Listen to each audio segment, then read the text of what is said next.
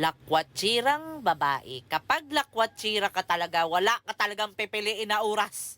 Kahit napakadilim pa sa paligid, wala talagang palalampasin na oras. Ang asawa din na sunod-sunuran, imbis na suwayin ang asawa, sunod-sunuran. Kay grabe ang epekto sa gayuma sa babae.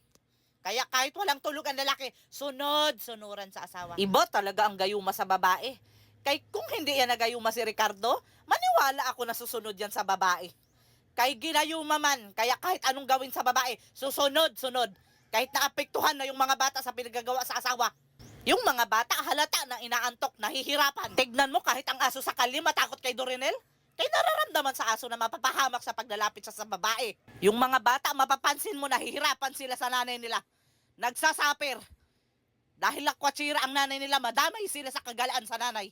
Halata naman sa mukha ng mga kasama ni Dorinel na siya lang ang nasisiyahan sa lakwatsa. Napipilitan lang ang mga yan. Kay nagayuma man sa babae, ganyan ka-epekto ang gayuma sa babae. Lahat mauuto. Grabe ang isi sa babae, oh. Pero pakilusin mo yan sa mga gawaing bahay.